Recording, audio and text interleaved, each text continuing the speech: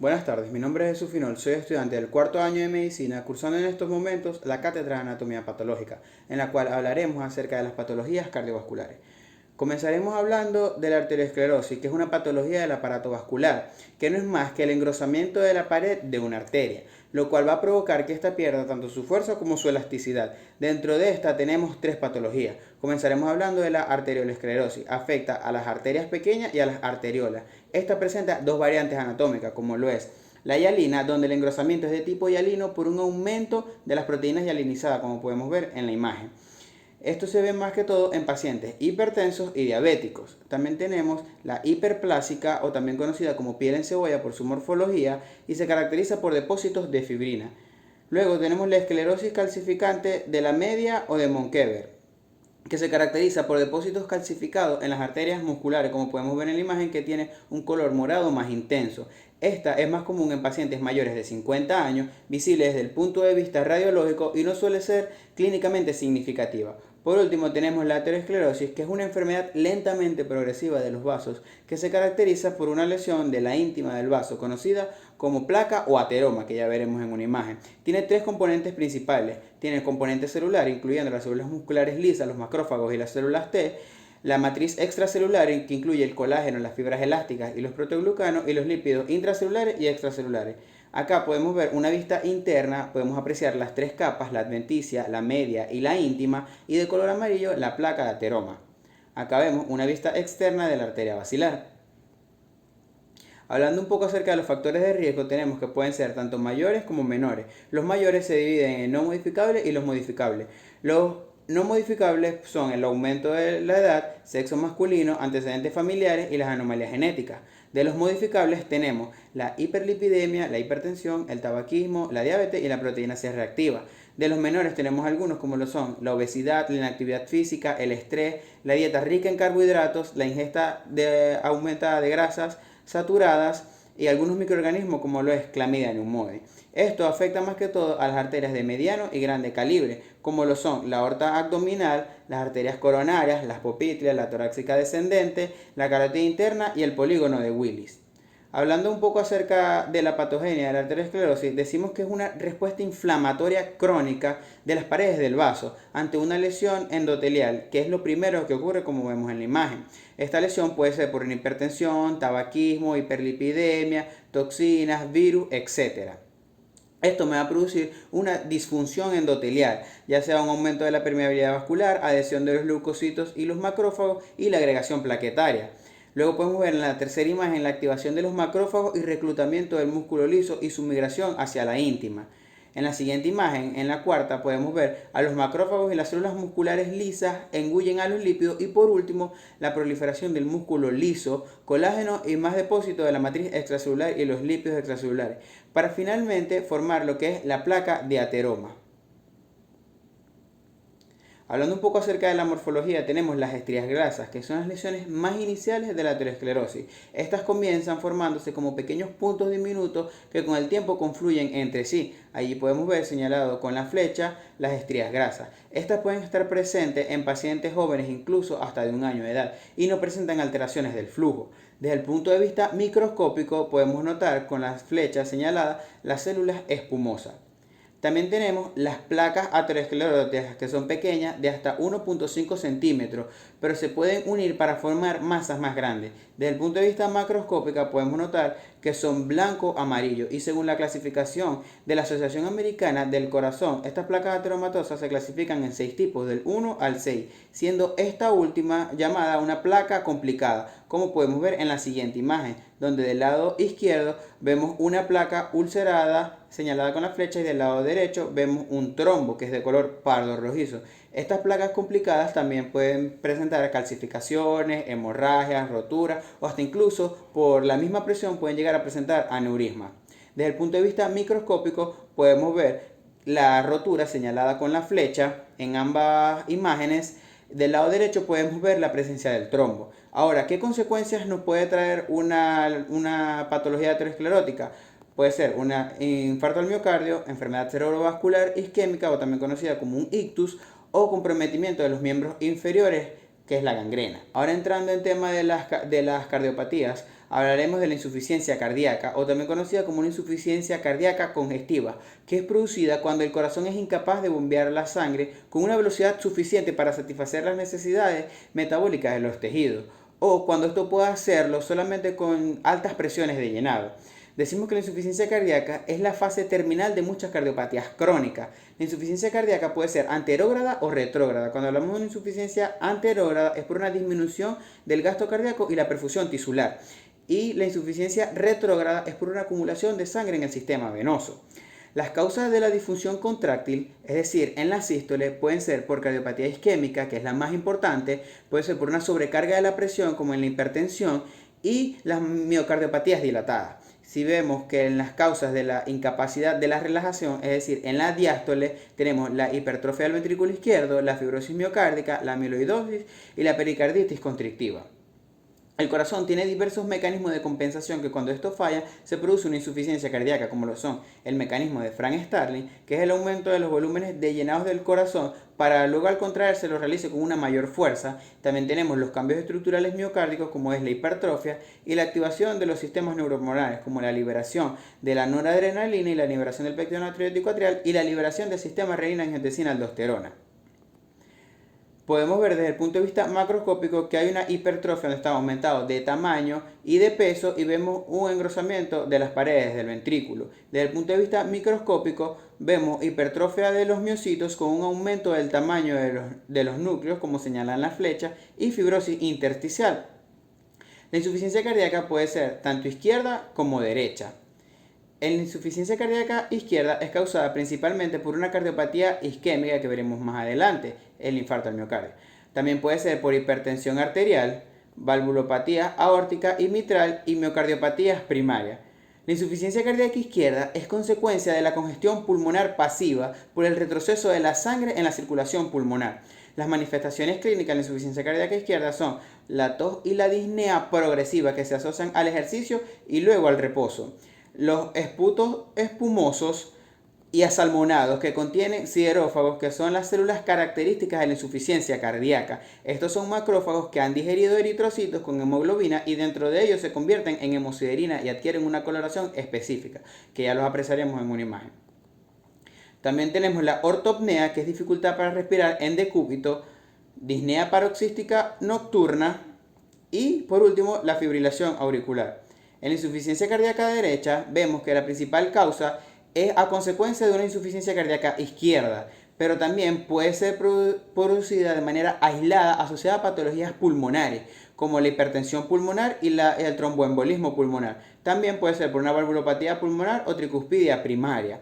Esta es menos frecuente y a diferencia de la insuficiencia cardíaca izquierda, la congestión pulmonar es mínima, mientras que los sistemas venosos y sistémicos portales es más acentuada.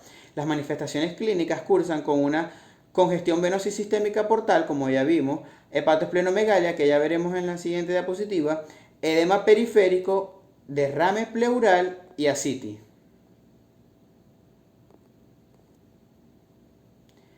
Hablando un poco acerca de la morfología, tenemos que la insuficiencia cardíaca izquierda se afecta en varios órganos, como lo es el corazón. El ventrículo izquierdo suele estar hipertrofiado, donde vemos las cavidades disminuidas de tamaño y aumentadas del grosor de la pared, y a menudo un tanto dilatado, donde las cavidades están aumentadas de tamaño y disminuidas de grosor de la pared.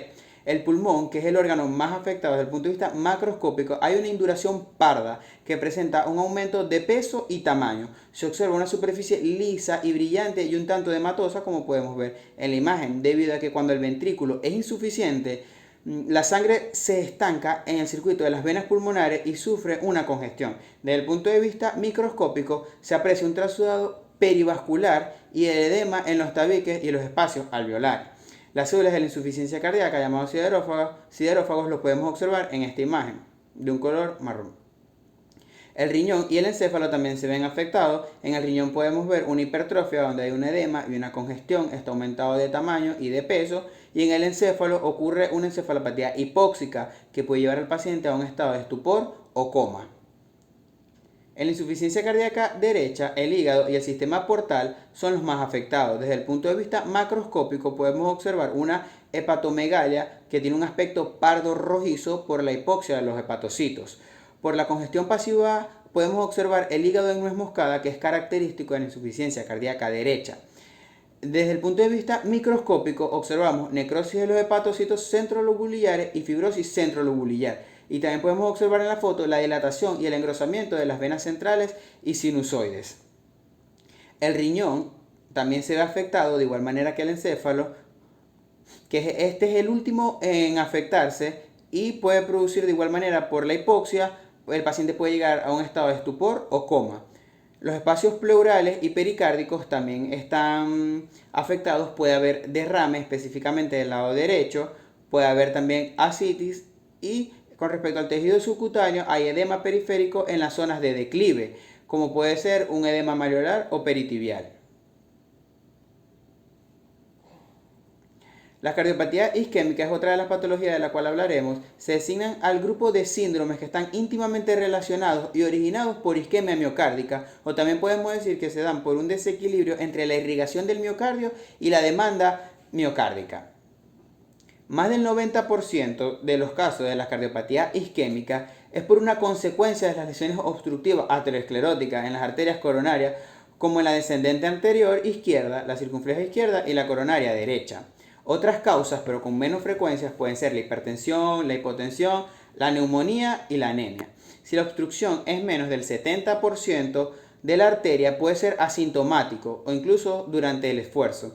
Ahora, si ocluye más del 70%, lo llamamos una angina estable. El dolor se puede aumentar cuando el corazón aumenta su demanda. Y si se ocluye más del 90%, vemos que el flujo está obstruido y se va a presentar el dolor incluso en reposo, lo que veremos como angina inestable.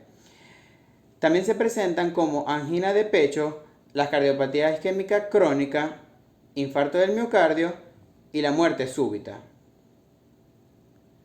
La angina de pecho no es más que un dolor torácico intermitente ocasionado por una isquemia miocárdica temporal y esta puede ser reversible y es insuficiente para provocar la necrosis de los miocitos.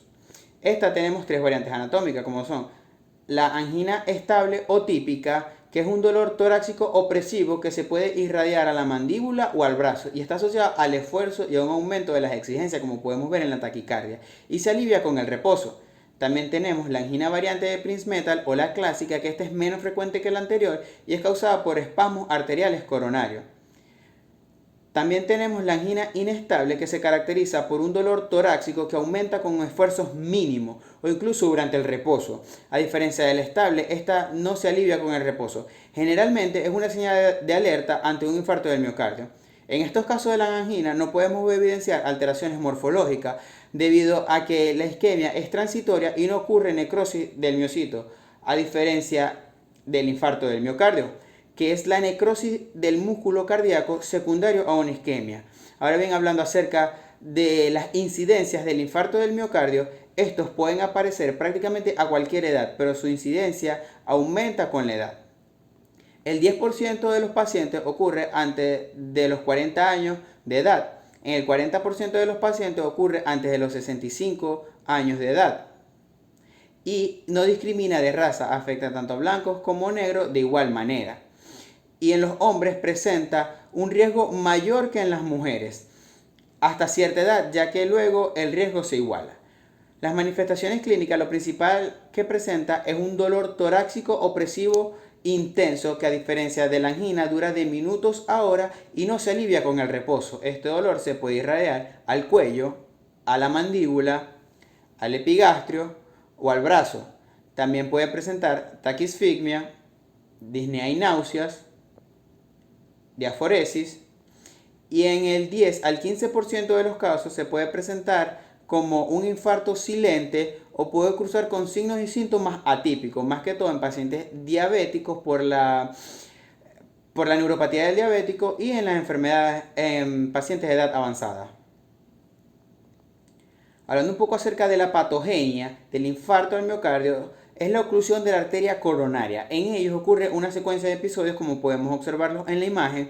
Primero se dio la lesión en el endotelio y se formó la placa de ateroma, como vimos anteriormente. Luego esta sufre una lesión exponiendo el colágeno y el contenido de la placa hacia la sangre. Y como observamos en la foto, se da una agregación plaquetaria que forma un microtrombo que se expande hasta ocluir por completo la luz del vaso, como podemos ver en la imagen. Acá tenemos una imagen real. Del lado derecho podemos observar la oclusión de la arteria por el trombo de un color morado más intenso. El infarto puede ser un infarto transmural o también infarto subendocárdico. A manera de diferencia, en el infarto transmural es más frecuente y más letal que el infarto subendocárdico. Este afecta a todo el espesor del ventrículo, mientras el subendocárdico se limita al tercio interno del miocardio. El transmural se debe a la oclusión de un vaso del epicardio, mientras el subendocárdico es por una reducción temporal del aporte de oxígeno, como en la hipotensión o en la anemia, o por el aumento de la exigencia del oxígeno, como en la taquicardia o en la hipertensión. Con respecto al electrocardiograma, podemos ver que hay aumento del segmento ST en el transmural, mientras en el subendocárdico no. Por esto, el infarto transmural también es conocido como infarto con elevación del segmento ST. También tenemos un tercer tipo de infarto, que son los infartos microscópicos, que estos aparecen cuando se ocluyen los vasos pequeños y no producen ninguna alteración en el electrocardiograma. Acá tenemos una imagen en la que podemos ver las diferencias. En el infarto transmural, cuando hay oclusión completa de la descendente anterior, se va afectado todo el espesor del miocardio. Si está afectada la circunfleja izquierda, se afecta todo el espesor del miocardio de esa área. Y en la descendente posterior, como vemos en la imagen del lado izquierdo, la tercera imagen, se ve todo el espesor afectado cuando está afectada la descendente posterior. Del lado derecho podemos ver la oclusión parcial de la descendente anterior y solamente afecta al tercio interno del miocardio. En la segunda imagen podemos ver un infarto secundario circunferencial porque están parcialmente ocluidas las tres arterias. Y por último, del lado derecho, en la tercera imagen, podemos ver los microinfartos. Hablando acerca de la morfología del infarto con respecto a los hallazgos macroscópicos y microscópicos de un infarto al miocardio, en el siguiente cuadro podemos notar que dependerán de la antigüedad y veremos que antes de las 12 horas de evolución es muy difícil reconocer los infartos. A manera resumida podemos decir que desde el punto de vista macroscópico, entre las 12 y 24 horas del infarto, podemos identificar un moteado oscuro secundario a la extravasación y el atrapamiento de la sangre. Posteriormente se van delimitando como áreas blandas pardo-amarillentas. Luego de las 8 semanas, el tejido infartado evoluciona hasta formar lo que es una cicatriz fibrosa de color blanquecino grisácea que progresa desde el centro hacia la periferia, como lo podemos notar en la punta de flecha. Podemos aprovechar la foto para observar el área de hemorragia con el asterisco.